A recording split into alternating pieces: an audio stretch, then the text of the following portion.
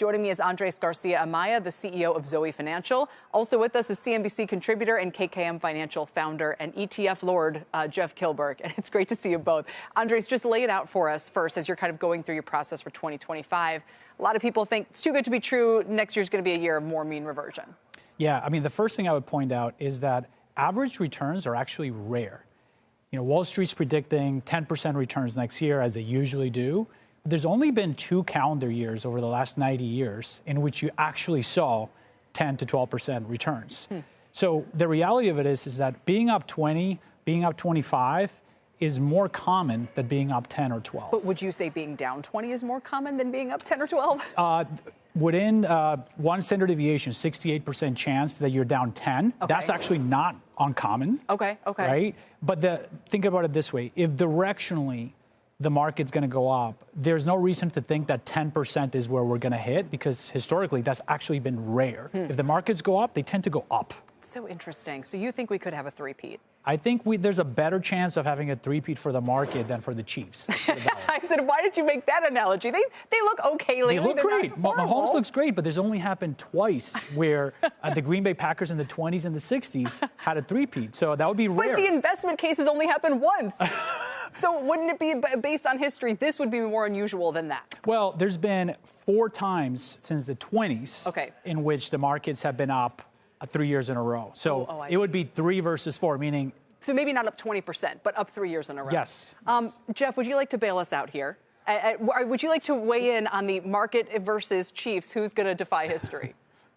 Well, first and foremost, I want to weigh in on Michael Jordan and the Chicago Bulls and their three-peat in the 1990s. But I'm not as optimistic as Andres. I see your point. It seems like the market is stuck on automatic. We've seen massive inflows, week after week, historic inflows, ever since the November 5th election. And those expectations we have for 2025, I think, have been pulled forward. So when I look at complacency presented in the VIX, when I look at the kind of exhaustion we're seeing with NVIDIA moving a little bit lower, I get a little concerned short term that we have the ability to have another 25% plus year. I'm cautiously optimistic, but I see a single digit year with the 10-year note back at 4.25 and all the moving parts. I think the expectations for the market cap growth stocks, the Mag 7, to continue to lead the way, I just don't see that happening. And then we talk about the outliers, the Palantir, we talk about the Teslas, we talk about the micro strategies. I think that's a bit of a distraction. I think we're going to get back to basics next year in some of these blue chip industrial names, which should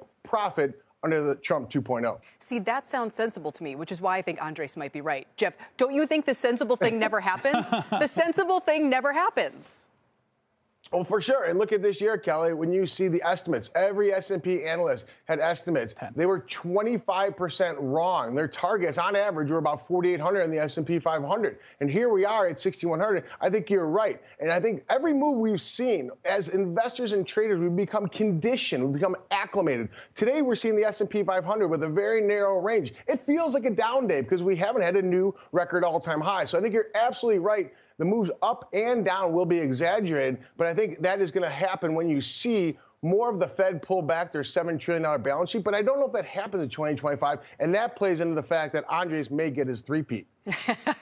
Jeff, let me put it differently. So you're an investor. You're looking at the gains this year. You're thinking, okay, maybe we'll have a repeat. Maybe we won't. Do you do anything with that information? I think you do. We've been aggressively selling calls here. We're trying to synthetically mitigate downside risk, but we're also trying to be more equal weighted. We've let our winners run all year long, and that's been a winning recipe. But I think pigs get fat, hogs get slaughtered. So we're trying to be considerate of some of the non-Mag 7 names we want to own. And if you even look like a day like today, Oracle had a pretty rough earnings, but it still is delivering on the cloud, down 10%. I think that's an opportunity. So I think you have to add to non-Mag 7 names and be considerate. In the event you see NVIDIA dip under $130, you're going to see all these 500 ETFs that own NVIDIA, they're going to have to trim and rebalance. I think that could exaggerate a bit of a pullback here, not more than 5% or 7%, but that will make it a more of an acute feeling because we become so acclimated and so used to the market just going up. Yeah, that's a funny point, that if it falls, they'll have to trim, where you'd think, well, but wait a minute, if it falls and they're bullish, shouldn't they add? Andres, same question to you. Given that we don't know exactly what's going to happen next year, what should you do, practically speaking, about it? Well, if you look at any random day over the last 30 years versus buying at all-time highs. This is a report that JP Morgan put out a couple quarters back. It turns out that buying at all-time highs, if you just look at the data, you actually ended up with better returns than any given day. So I think people shouldn't be afraid to invest because we're near all-time highs. You need to look at the fundamentals. Earnings growth is supposed to be double-digit next year. Multiples are expensive, but there is a momentum economically speaking. The Fed is lowering rates. So in essence, if you flip a coin, is the market likely to go up or down? I think it's still up.